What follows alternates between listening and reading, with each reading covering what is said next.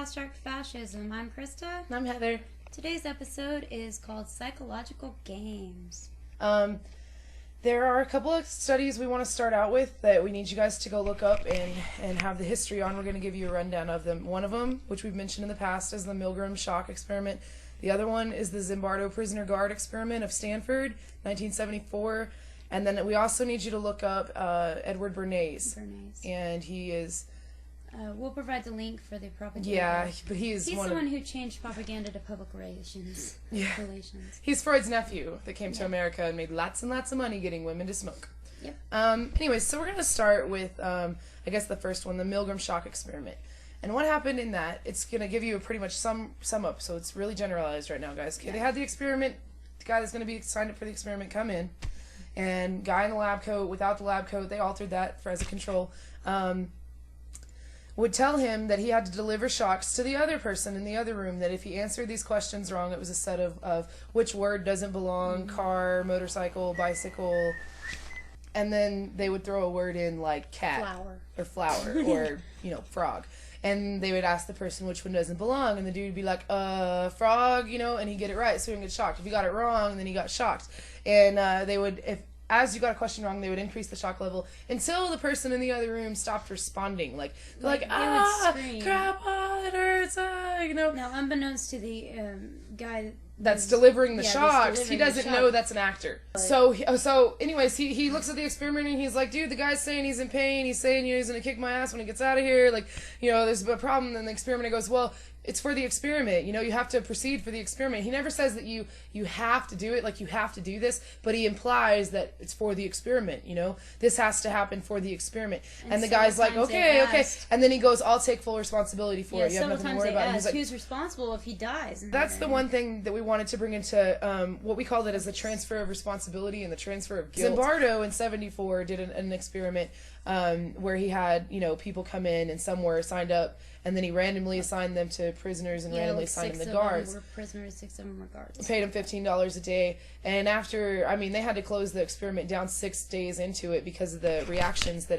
had happened. The roles. For 2 weeks, and they shut it down after 6 days. Guards did like sexually degrading things to these prisoners, and they were just regular kids. They weren't actually in there, but they went to the extent of like having the kids arrested, like out of their homes or at school or whatever. Really was like they even got like the parole officer to come in and talk to him, and like a lawyer. Like Zimbardo was like the superintendent of the prison, and the guards had cop glasses and all their uniforms, and to see what it did as prisoners, what role they fulfilled, and as guards, what role they fulfilled. And these were all normal kids. They screened them to see if they were just normal people. And the people, when they interviewed after, the guards were like, wow, I never thought that I could do that. It's called the Lucifer effect. And then the prisoners were like, wow, I never thought that you could do that. Okay, so bernays is our last psychology point. Like I said, he's a nephew of Freud. Check out The Century of the Self, a 4-hour PBS documentary. The first hour is the most crucial part. Talks about how they got women to smoke by torches of freedom. Because it was really a faux pas. Bernays was especially good at crowd manipulation. If you don't know about bernays, then you don't understand how they're marketing to you and how the government is using keywords for you and stampeding you into laws being made. TV turns up when the commercials come on. Right. Another key point that we would also like to touch on and need you to look up is implicit and explicit learning. Implicit learning is when you don't know you're learning. Explicit learning is when you do know you're learning. Commercials come up louder because they're counting on the fact that you're going to tune that out, and you're going to it's going to go through your ears, going to get processed through your brain, but it's not going to make it to your cortexes, your outside of your brain where you think, but you're still going to have something in your brain, and that's what they're betting on. So our questions are, what do you think, Krista, taking into effect the Zimbardo effect and once you're put in a role, and then taking into effect the authority effect, how do you think that affects military and police officers? Well, seeing as how they're trained in boot camp, for 6 weeks, right?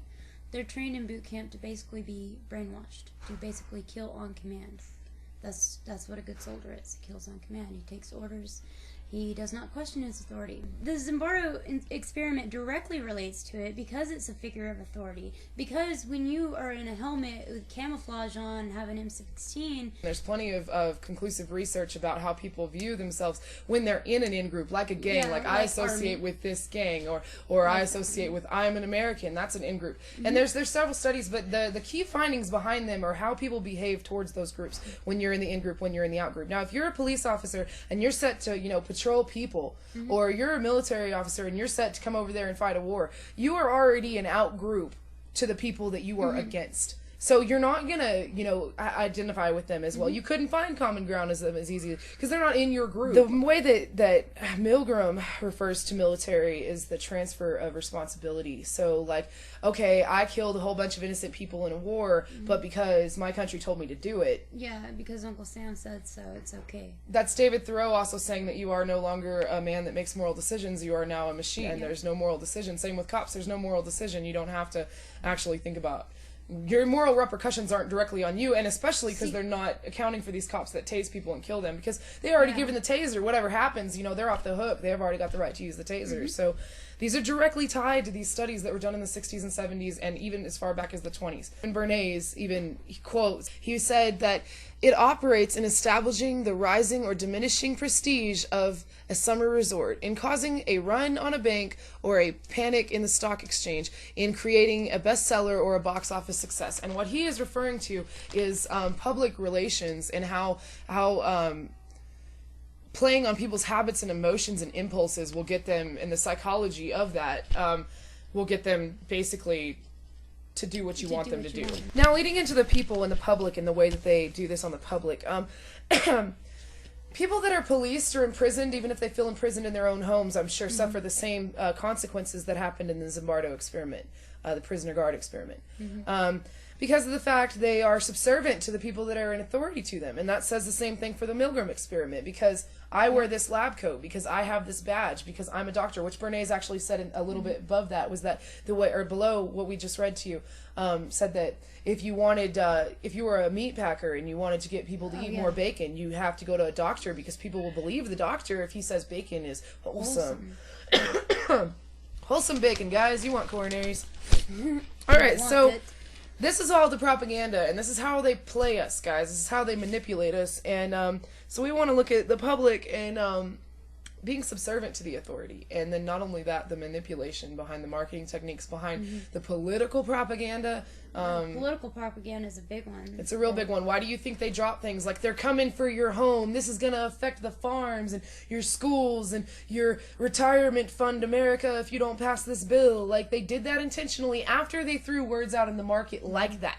They're like, you have to pass this bill or it's going to be horrible, horrible, horrible, horrible. They stampeded the economic failure by actually using bad language to the public eye, because they knew how the public would respond to that language.